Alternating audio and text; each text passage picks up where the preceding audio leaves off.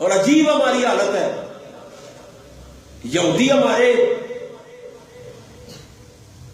اندر اس نے پھوٹ ڈالی، فرقے ہم نے قبول کر لیے، ہم تبلیغیں کرتے ہیں بہانے سے، اور نبی علیہ الصلوۃ والسلام کی شان کو اینچی ٹیپ سے ناپنا شروع کر دیتے ہیں.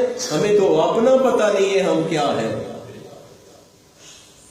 اور نبی صلی اللہ علیہ وسلم کی جب اطاعت و فرمانبرداری ہونے لگی تو صحابہ اکرام کو جب باہر سے پہلے انبیاء کے جو امتی تھے وہ کہنے لگے کہ تم سجدے کرو، عبادت کرو، ریاضت کرو، تم کس کام لگ گئے ہو؟ کبھی لعاب دہن ڈھونڈتے ہو، کبھی منہ مبارک ڈھونڈتے ہو، کبھی آپ وضو کا پانی تلاش کرتے ہو، کبھی نبی علیہ الصلوۃ والسلام کے جسم کے ساتھ جس صحابی کا ہاتھ لگ گیا، مصافحہ لگ گیا، ہزاروں صحابی اس ہاتھ سے ہاتھ ملتے تھے.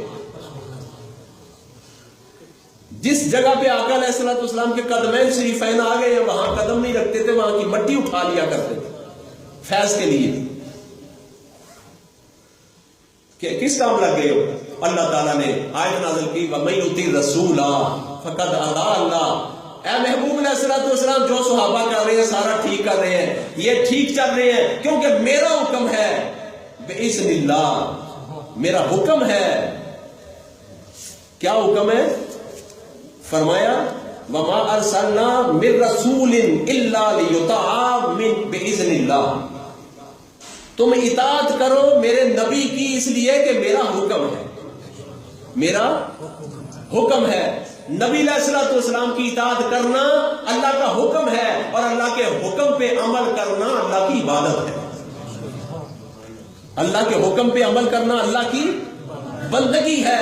پتہ چلا کہ جو میرے مصطفیٰ کے پیچھے چلتے ہیں وہ اللہ کی بندگی کرتے ہیں، جو میرے مصطفیٰ کی سنتوں پہ چلتے ہیں وہ اللہ کی بندگی کرتے ہیں، جو میرے مصطفیٰ کی اطاعت کرتے ہیں وہ اللہ کی بندگی کرتے ہیں، جو میرے مصطفیٰ کی اداؤں کو زندہ کرتے ہیں وہ اللہ کی بندگی کرتے ہیں، اللہ کی عبادت کرتے ہیں. تو اسی ضمن میں علماء کرام نے لکھا دنیا میں ہم بھی آئے اور انبیاء رسول بھی آئے. ہمارا آنا اور ہے، انبیاء کا آنا اور ہے.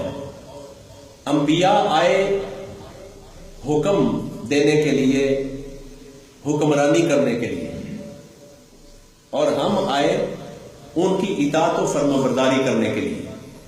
جیسے فرمایا، مثال دی، کشتی ہے، کشتی میں نبی بھی سوار ہے اور امت بھی سوار ہے. نبی کشتی کو پار لگانے کے لیے اور ہم کشتی میں بیٹھے ہیں پار لگنے کے لیے. انبیاء بھی آئے اور ہم بھی آئے. ہمارے اور ان کے آنے میں فرق یہ ہے کہ وہ حکومت کرنے کے لیے آئے اور ہم ان کی اطاعت و فرمانبرداری کرنے کے لیے آئے.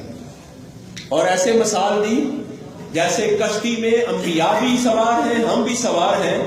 وہ کشتی کو پار لگانے آئے ہیں، ہم پار لگنے کے لیے ہیں.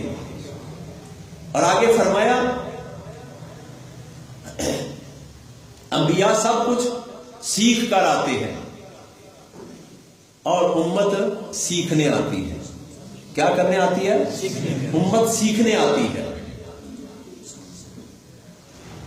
بعض لوگوں نے کتابوں میں لکھا امی کا ترجمہ کرتے ہوئے کہ نعوذ باللہ انبیاء آئے اور وہ پڑھے نہیں تھے. بس جتنی عقل تھی اتنا ہی کام کرنا تھا.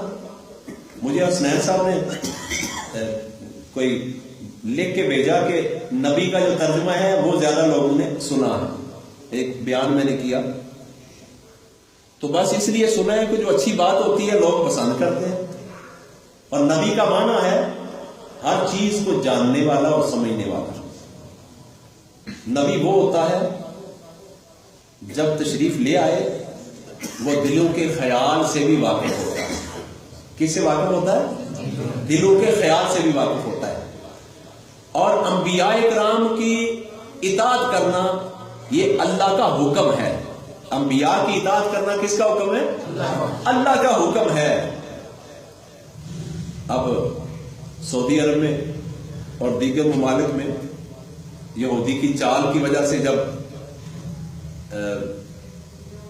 والے سعود غلبہ پا گئے جو ڈاکو لٹیرے تھے، اور انہوں نے تو وہی عقیدہ اپنانا تھا جو ان کی اپنی مرضی کا تھا، اور یہودی جو ہم فرے کے اختلاف کتاب لکھی ہے اس نے کہا کہ اس آل سعود کو جو اسلام قبول کر چکے تھے ان کو ہم نے گمراہ کیا۔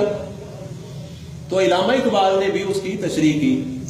علامہ اقبال نے کہا یہودی نے کام کیا ہے کہ ان لوگوں کے دلوں سے نبی علیہ الصلوۃ والسلام کی محبت کو ختم کیا۔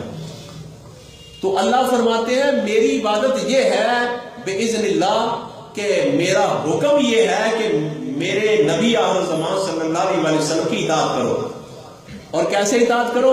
جیسے اللہ نے فرمایا میری اطاعت کرتے ہو ویسے ہی میرے نبی کی بھی اطاعت کرو، جیسے میری اطاعت کرتے ہو ویسے میرے نبی کی اطاعت کرو۔